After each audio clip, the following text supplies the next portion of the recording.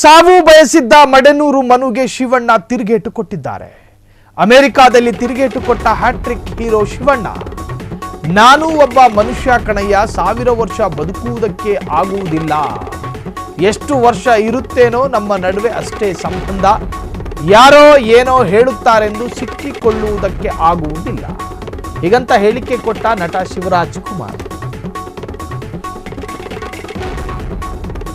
ಅವನು ಯಾವ ಮಡೆನೂರು ಮನುನೋ ಮಣತಿನ್ನೋ ಮನುನೋ ಗೊತ್ತಿಲ್ಲ, ಬಾಯಿಗೆ ಬಂದ ಹಾಗೆ ಮಾತನಾಡಿ ಹೀಗಂತ ಹೇಳಿಕೆ ಕೊಟ್ಟ ನಟ ಶಿವರಾಜ್ ಕುಮಾರ್. ಪಾಪ ಅವರು ಅಮೆರಿಕಾದಿಂದ ರಿಯಾಕ್ಟ್ ಮಾಡಿರುವಂತಹದ್ದು, ನಾವೆಲ್ಲರೂ ಮನುಷ್ಯ ಮಕ್ಕಳು, ದೇವಲಿಖಿತವಾಗಿ ಒಬ್ಬರ ಆಯುಷ್ಯವನ್ನ ಈ ಮೊದಲೇ ನಿರ್ಧಾರ ಮಾಡಿಕೊಳ್ಳರಾಗಿರುತ್ತೆ.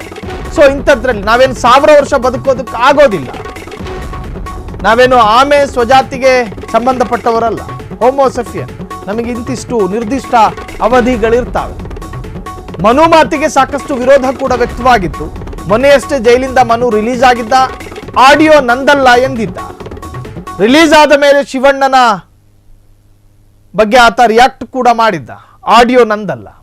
ಈ ತರಹದ ಪ್ರಕರಣಗಳು ಯಾವಾಗೆಲ್ಲ ಮುನ್ನೆಲೆಗೆ ಬರುತ್ತೋ ಆ ಸಂದರ್ಭಗಳಲ್ಲೆಲ್ಲ ಆರೋಪಿತ ಸ್ಥಾನದಲ್ಲಿರೋ ಆರೋಪಿಗಳು ಹೇಳೋದು ಒಂದೇ, ಈ ಆಡಿಯೋ ನಂದಲ್ಲ.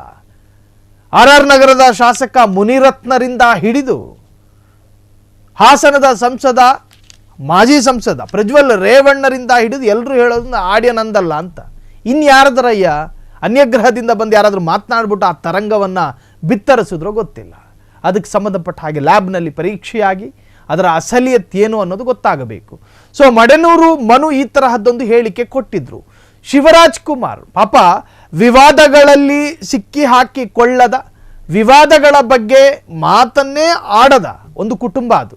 ಆ ಕುಟುಂಬದ ಬಗ್ಗೆ ಇಲ್ಲ ಸಲ್ಲದ ಆರೋಪಗಳನ್ನು, ಇಲ್ಲ ಸಲ್ಲದ ಮಾತನ್ನ ಹೇಳಿ ಮಡೆನೂರು ಮನು ಮಣತಿನ ಕೆಲಸ ಮಾಡ್ಕೊಂಡಿದ್ದ. ಸೊ ಅದಕ್ಕೆ ಸಂಬಂಧಪಟ್ಟ ಹಾಗೆ ಪಾಪ ಶಿವರಾಜ್ ಕುಮಾರ್ ಧನಾತ್ಮಕವಾಗಿ ಉತ್ತರಿಸಿದ್ದಾರೆ. ಕ್ಷಣ ಕ್ಷಣದ ಸುದ್ದಿಗಳಿಗಾಗಿ ಫ್ರೀಡಂ ಟಿವಿ ಸಬ್ಸ್ಕ್ರೈಬ್ ಮಾಡಿ, ಲೈಕ್ ಮಾಡಿ ಹಾಗೂ ಫಾಲೋ ಮಾಡಿ. ಹೊಸ ಸುದ್ದಿಗಳ ನೋಟಿಫಿಕೇಶನ್ಗಾಗಿ ಬೆಲ್ ಐಕಾನ್ ಮೇಲೆ ಕ್ಲಿಕ್ ಮಾಡಿ.